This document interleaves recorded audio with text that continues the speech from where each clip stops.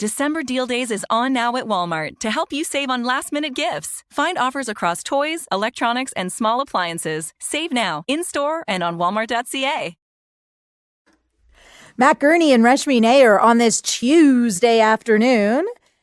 And we have a guest connecting with us right now. We are so happy to welcome to the Rush Marit Stiles, who is the only candidate running for the Ontario NDP leadership race. Applications have been submitted. That is it. The position is no longer open for applications. They are not taking any more applications. There is only one person who has applied, and it is Marit Stiles. Welcome back to the Rush. Thanks so much. It's great to be here. Marit, we wanted to start with that, obviously. We were leading with that here. Why do you think you were the only person who wanted this awfully big and important job? Well, there were a number of other MPPs who were considering runs, I know, since July, and many of them have come out and explained their own reasons why they didn't end up doing it. And I would have welcomed any of them to enter the race. But because we have a really strong team, there's lots of people who could have done it. But I'm really excited about this opportunity. And I think part of it is that we're so united, and we also ran a strong campaign, right?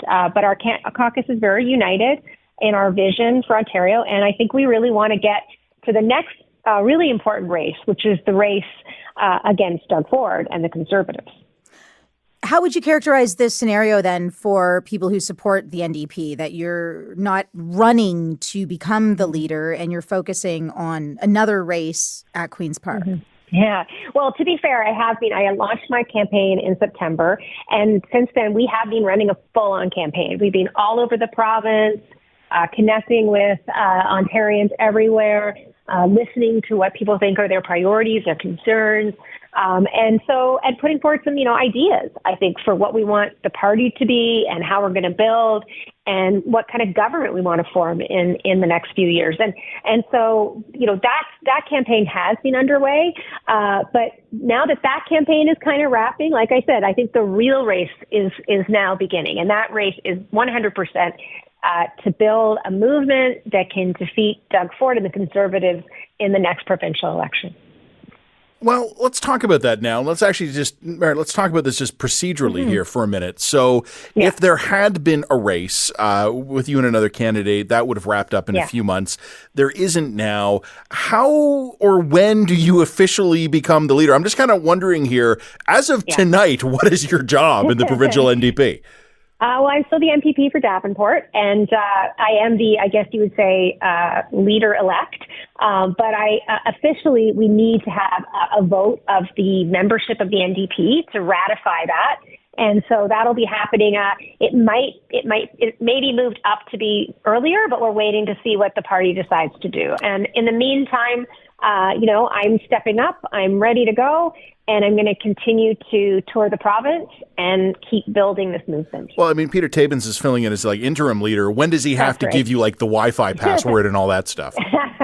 Well, he's been amazing, first of all. Can I just say he has done an incredible job of holding this government feet to the fire. And also, I think holding, us all together, right? It's a tough thing to go through a leadership race. It's also an exciting time. And Peter's been amazing. And he'll keep doing that until it's official. But, ostensibly, I'm starting the job right now of constructing this movement that we have to get to defeat Ford. Oh, this morning, the Premier congratulated you on Twitter.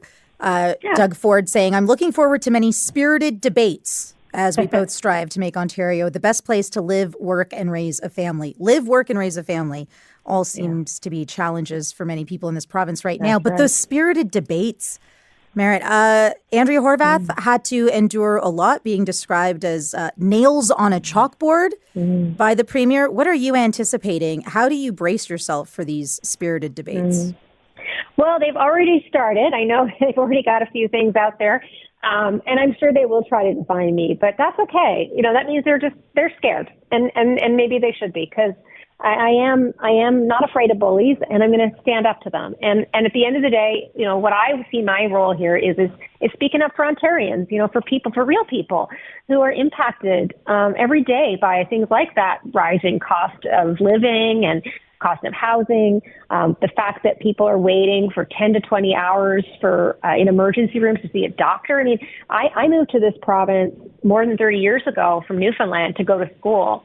And I stayed here, like a lot of people, because of jobs and opportunities. And because at that time, you could imagine raising a family on a working class salary, having great schools, great health care, that's not the way it is today for most people. And that is really unfortunate and doesn't need to be this way.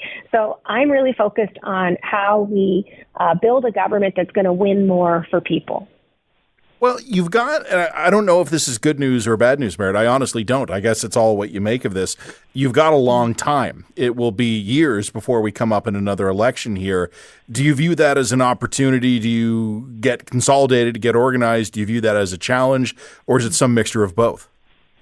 Well, I think, it's 3.5 years, but to be honest, that, again, it's every day, right? Because we've already seen the government go forward since the last election. They've been doing things that they didn't even talk about in the election, like taking over parts of the Greenbelt, selling off pieces of, prime farmland. They were supposed to be protected. That and these are things that they didn't talk about. They didn't talk about bringing in laws that would trample on the rights of working people. And then they had to repeal them because people said, enough is enough. We're not going to stand for this. We didn't sign up for this. And so I think, unfortunately, that we're going to be seeing a lot more of that. And so every day we're going to be holding their feet to the fire and we're going to be looking for solutions. I mean, I really do believe in trying to work together as much as we can. We should be putting forward solutions. We should be talking about how we're going to build more jobs and more opportunities and build a better Ontario. And we should be talking about it, all of us in government. So I'm going to keep at that. And that's an everyday thing. And I think 3.5 years is going to go by super fast. We like to talk here, even though I can't keep my mic on. We like to talk here, Merritt. So we hope that you will return to the rush as well as you continue on as the leader-elect of the Ontario NDP. Although I do want, you have to tell us when you do get the Wi-Fi password. That's when it becomes official. I'll definitely share that. Yeah, I'll share it with everybody. Thank you so much. Congratulations. Merritt Stiles, sort of victory here. You know what? She said she'd share it with everybody. I think she meant the news, but I'm actually taking her up on that. I want the NDP's Wi-Fi. You want the Wi-Fi password? Yeah, no, it can come in handy. You never know when you're going to need that. Yeah, you're pretty computer savvy. I don't know if anyone would give that up. Well, what could you do with a password? Honestly, I would just stream some Netflix. You were just talking to some AI bots. Yeah, but all I wanted to do after that was go stream some Netflix. So I'm very easily satisfied. We're going to come back in just a couple minutes. Obviously, we got lots more still to come on the other side. You know what? Condo life. We've all probably experienced at some point. We've all experienced some of the problems here. When things get totally out of control, who are you going to call? We're going to talk about that next on The Rush. Matt Gurney and Reshmi Nair on News Talk 1010 Toronto. Some good news for those in Etobicoke. A secondary school that was under lockdown since about 3 o'clock is now no longer under lockdown. Toronto police searched around Lakeshore Collegiate Institute after there were reports of a person with a knife in the area. They did not find a person with a knife. Police say the area is clear and Lakeshore Collegiate Institute is no longer under lockdown. Yeah, time to get those kids home, get some food into them. Can you imagine how hangry you'd be by 5:20? You've been sitting in a lockdown classroom since 3 o'clock. Just brutal. No, especially in situations like this, I understand why you do need to have a lockdown. Again, I've told you this before. My wife's a teacher. I know the drill on lockdowns. I get it. I know why it's important. And I also understand that if there's a lockdown anywhere near my wife's school for any police investigation, she just doesn't come home. It's just kind of I will get out when I can. Parents can't get in to get the kids. Kids can't get out. School buses can't get in. And this is just something you got to be briefed for here. And children have to, when you... They just sit there. Yeah, and if they have to go to the bathroom... You can't. The teacher has to find something. Yeah, I know. We dealt with lockdowns when we first launched this show in April, and parents called in, and we spoke to a student who had to endure a lockdown. Sorry, do you mean you dealt with it as a topic, or there was there an was incident? A lockdown. Yeah, in Scarborough. Okay, I thought you meant there was an incident here. Okay. Remember when there was a man near an elementary school in Scarborough? Oh, yeah, he was I shot. Remember. Yeah, the police killed him. Suicide by cop because he was walking around his school with a BB gun. Yeah. Yeah. So some of those students called in, and this one girl talked about how her friend had to pee in a cardboard box because she had to go to the bathroom. It's brutal. It's brutal. It is not okay. It's not acceptable. And if you don't want to hear me keep talking about it, we should not normalize it. Let's move on to our segment. Matt Gurney. We are talking about what it's like to live in a condo in Ontario with these new rules that are going to limit how you live in this city. So the Condominium Authority Tribunal's reach is growing, and this is being flagged by those who care about tenants' rights in this province. To discuss this, we welcome to the Rush on News Talk 1010 Toronto, Bradley Chaplick, a condo lawyer. Bradley, thank you for your time. Thank you for having me. It's a pleasure.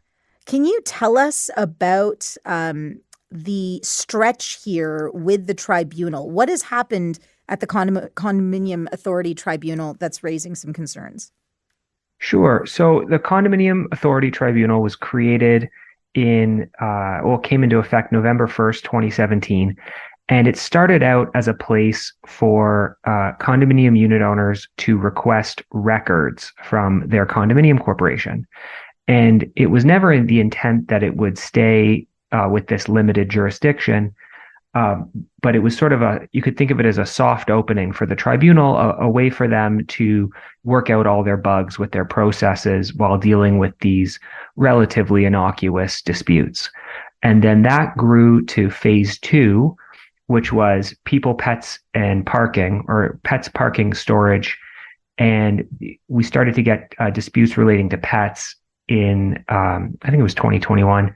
And then January 1st, 2022, we got to phase 3 of the expanded jurisdiction, which is nuisance. And when you think of nuisance, you think of noise and smoke, but it could also be things like light or vibration. And so now we have a situation where the tribunal has a pretty broad jurisdiction to deal with disputes on the 3 most common topics, which are people who smoke or make noise, pets that are contrary to the rules, and parking disputes. When we talk about all this, I'm wondering, how would it have been resolved 3 years ago? I mean, let's go back to the before times of COVID here. We're talking about a new system. What was the old system? The old system was private mediation and arbitration, and we still have that for certain kinds of disputes. But it meant that if something was resolved by an arbitrator, that decision stayed private, and you didn't have the ability to sort of build upon precedents from prior decisions. Whereas the Condo Authority Tribunal, also known as CAT, one of the features is that all of its decisions get published on the internet. And so now we have hundreds of these cases where we can draw upon and use them as precedents for other decisions. All right. Well, CAT, the Condominium Authority Tribunal, at what point would someone who lives in a condominium need the tribunal's assistance? Yeah, so if you're unable to resolve your dispute directly with your condominium manager or your board of directors, your next sort of remedy would be to go and bring an application to the condo tribunal, assuming that they have jurisdiction. Let's say your dispute is because your neighbor smokes all day long and the smell is driving you crazy, and it's transferring into your unit, and you've complained about it and the condo is unable to fix it. You'd bring an application to the tribunal and you would ask for a remedy. What would the remedy be? Well, it could be as simple as an order that the person who smokes next to you not be permitted to smoke anymore, and that they have to go smoke outside. I mean, that's the remedy that makes the most sense to me. Sometimes people say, well, you can do things to insulate the units, but condominium construction is not designed to be airtight. And in my experience, those remedies don't really work. Well, talking about, I mean, let's just hypothetically, let's play this one out here. Let's say that is the remedy that's ordered. The habitual chain smoker is told you can't smoke in your unit anymore. It's disturbing the quality of life of your neighbors, and you have to smoke outside. And the habitual chain smoker goes, nah, and just keeps smoking in his unit. What happens then? Well, you can take that order from the condo tribunal. It's a binding order, and you can convert that into a court order. And someone can be held in contempt of court, and you could escalate it all the way to requiring the person to move out of the building or even sell their unit. And that has happened in extreme circumstances. Oh, wow. I'm sure it would take many years to get through the court process for that, though. Yeah, maybe not many years, but perhaps between 1 and 2 years. Yeah, I think that that's something that could definitely happen. And we've been involved in cases where people are ordered to sell their units because they were violent towards other people on the property, or because they were persistently refusing to comply with the rules in a manner that was, considered to be deliberate and incorrigible. Can we, Bradley Chaplick is a condo lawyer joining us live here on The Rush as we talk about these new powers the Condominium Authority Tribunal has. It's extended its powers, and it can cover issues that Bradley's put out here, which are people who smoke or make noise. Can we talk about pets and the parking disputes, Bradley? How does this new reach for CAT impact those issues? Yeah, so cats and dogs and condos are long foes. There's more reported court cases involving pets than probably anything else in the body of condo law.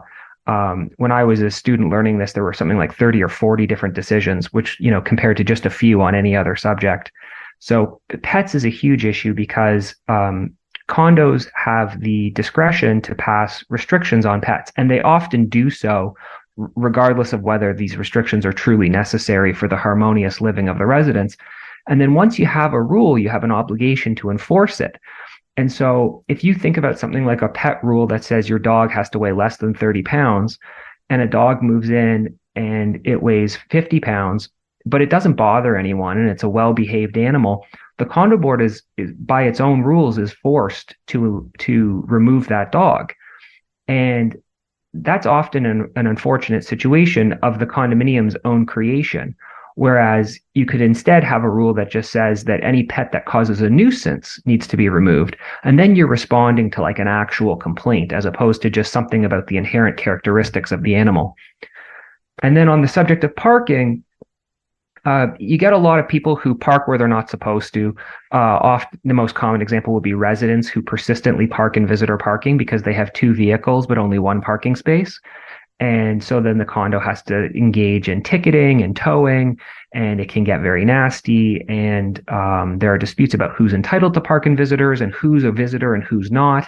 And there are even condo cases that sort of peer into the bedrooms of the residents and wonder whether so-and-so who lives with the unit owner is a boyfriend or a visitor, and does he stay over 5 nights a week or 6 or 4 nights? And all of these things can get very messy. I bet they can, and I'm sure you've seen some pretty wild stuff. Bradley Chaplick, condo lawyer, thanks so much for your time. We really appreciate it. Very insightful. Yeah, no, that's fun. We're going to come back in a couple minutes. A new kind of modeling agency representing a new kind of clientele. We're going to have that conversation just on the other side here. It's Matt Gurney and Reshmi Nair on The Rush, News Talk 1010 Toronto. It is The Rush. It is News Talk 1010 Toronto. I can Toronto. confirm both those things. This is The Rush on News Talk 1010 Toronto. You are the Matt Gurney. I am. And I'm Reshmi Nair. I'm what's left of him. This is an interesting story. There's a modeling agency that you mentioned before the break, Matt, that is saying we need to work on what we are promoting and who you are seeing in advertising. Do you agree with this? We need to work and improve on who you see in advertising. So there's a modeling agency in Alberta that only represents disabled and visibly different talent.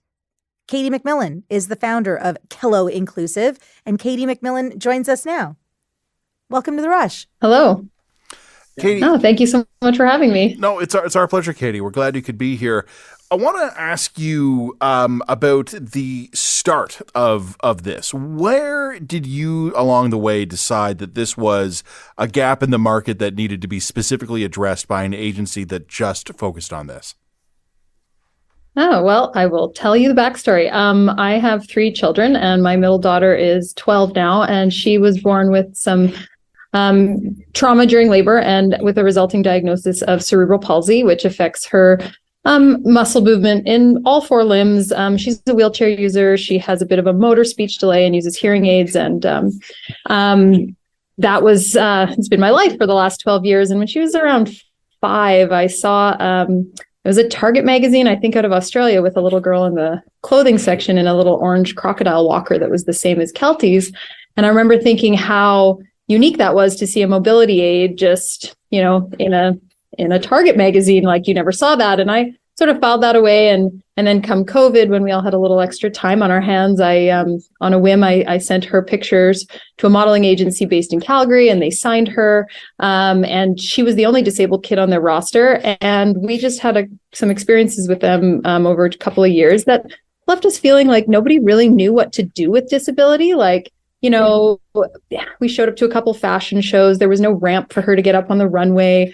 Some photo shoots that were in an inaccessible building, and, just people not asking the right questions. And we thought, geez, like, this is unfortunate.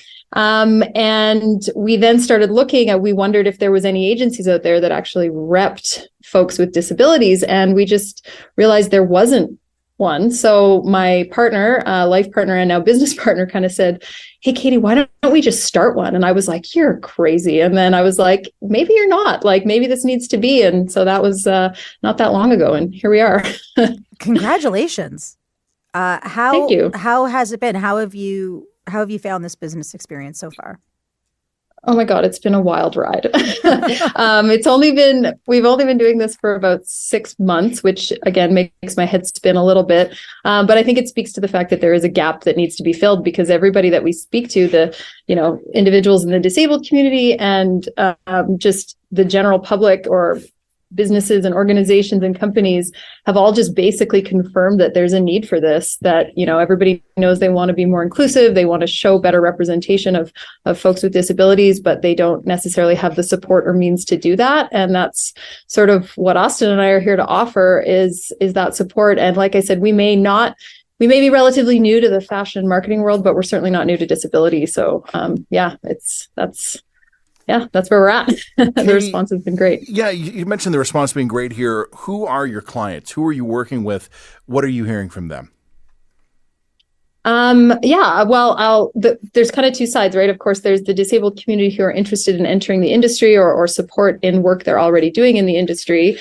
And then there's just organizations that want to be more inclusive. So like you had mentioned, I'm based in Edmonton in Alberta, and we've interacted with a ton of local businesses that are just, really excited about what we're doing and want to, anything from a product-based business, like clothing, to, ice cream, to some camping gear, who want to have more inclusive imagery. And then we also have had connections across the country, actually, of folks who are, some voice acting opportunities for, animated characters that want to be actually stay true to the character and have a disabled voice actor, or speaking engagements. Or we had one of our models actually head over to France for an international opportunity with a fairly big brand. And, the fact that people are coming out of the woodwork and we're just this small, organization that started up not that long ago, and people are reaching out to us, which we're just finding to be really exciting. And again, just a really positive response. Oh, I love it. Yeah, it's filling my heart, because really it's people who say, oh yeah, I'd love to do that. I just don't know how to do that, right? We're in a society where we're inclusive enough, but we don't actually build those paths,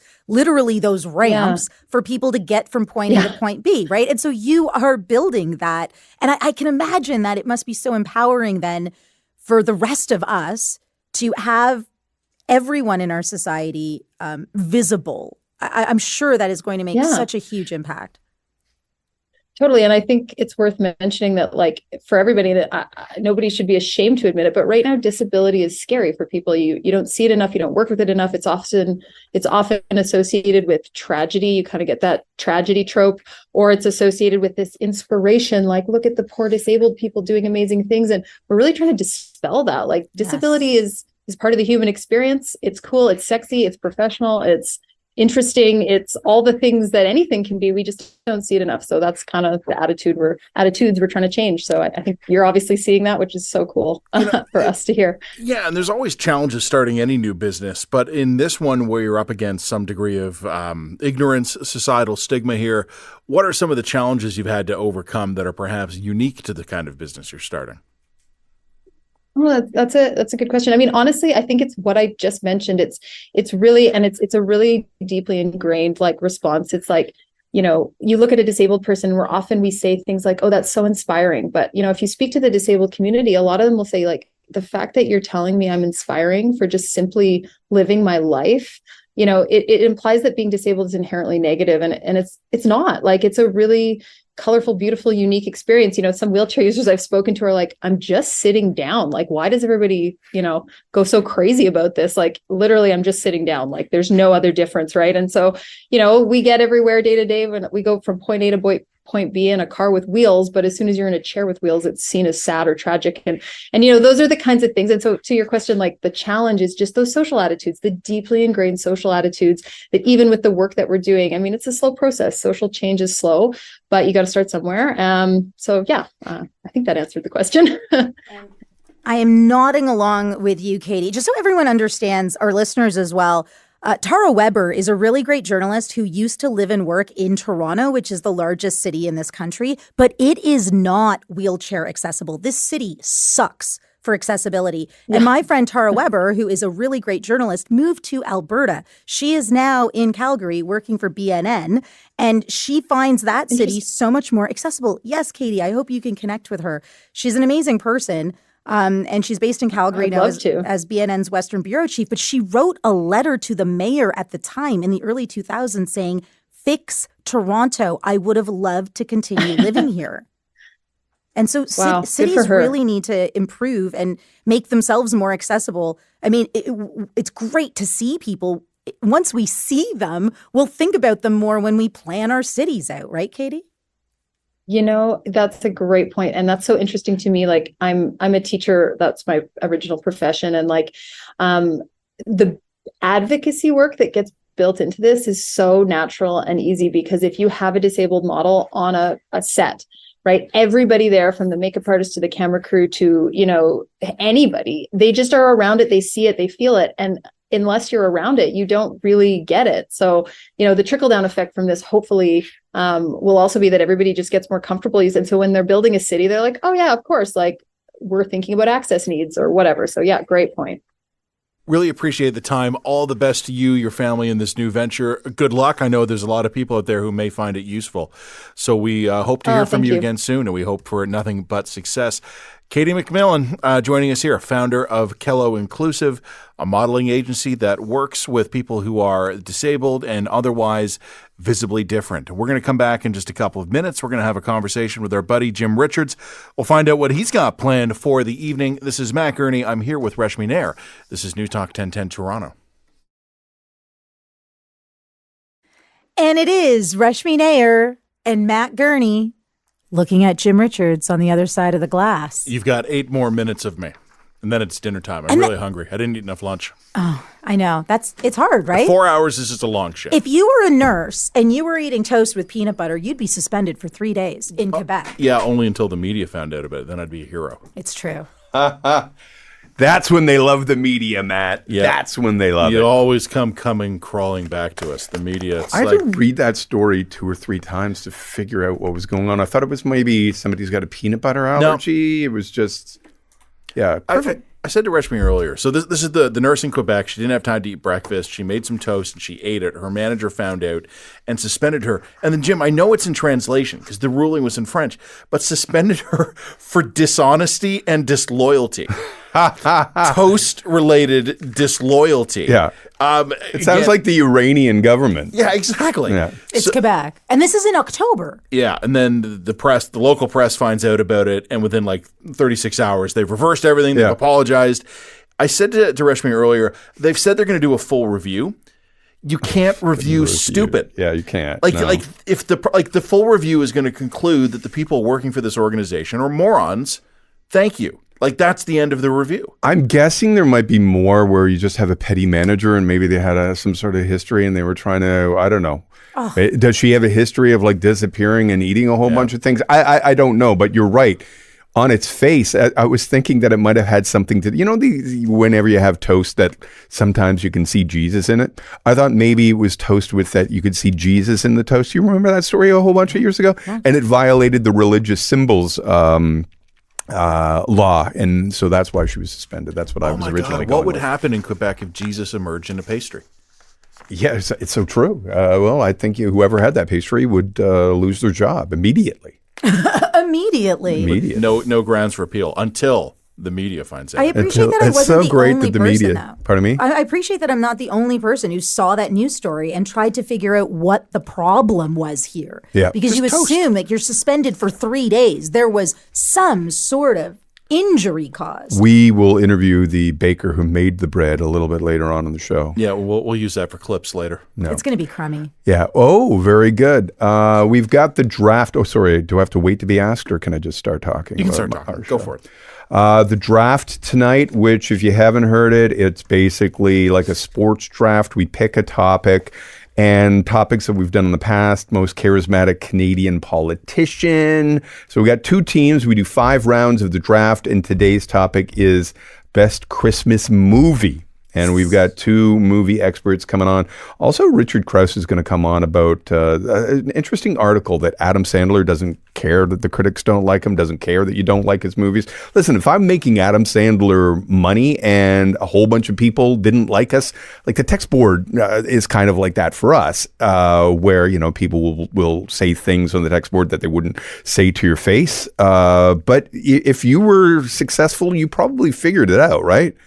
And not worry about what people think. Don't they say that life is 10% of what life is 10% what it throws at you, and 90% of it is how you react. So if somebody doesn't like you, like, what the hell are you going to do? Yeah, if you want to make me a billionaire and then not like me, I will take that deal. Yeah, I think that's what Adam Sandler's got figured out. We'll have the advice lady coming up on the show, and also it looks like Groovy Down Ability vetting Curb is coming up on the show. I can't read my handwriting. So Groovy Down Ability vetting Serb.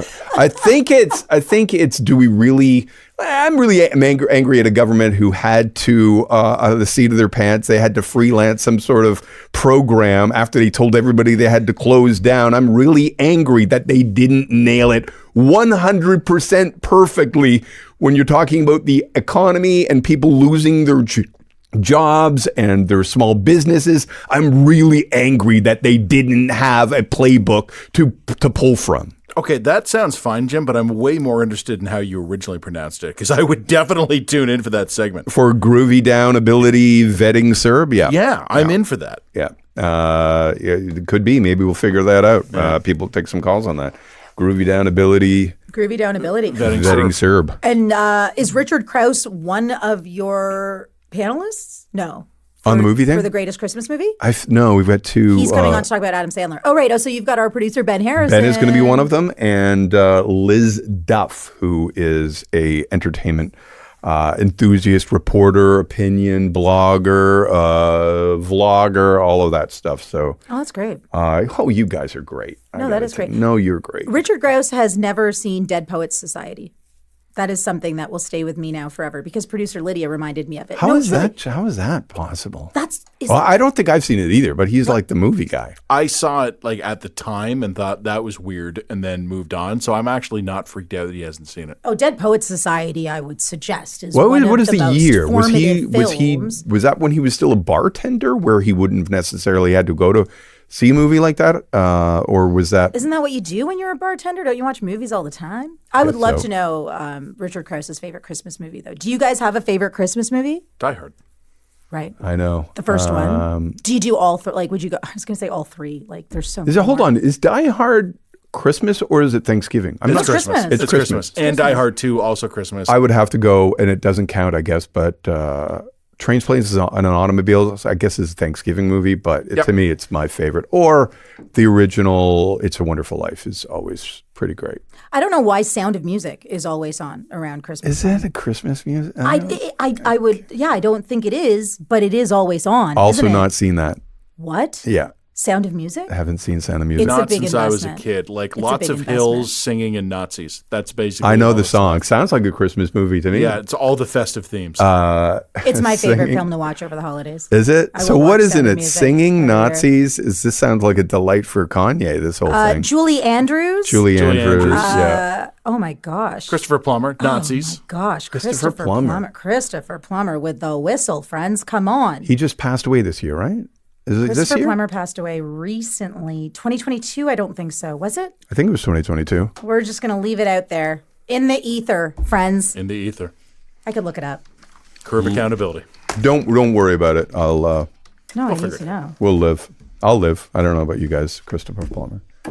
Christopher Plummer died on February 5th, 2021. We were busy then. I think it's all understandable that we might have dropped a few balls. A lot going on. He is an incredible performer, though, Christopher Plummer. Also in the studio right now, Jim Richards, News Talk Tonight, 7 to 11.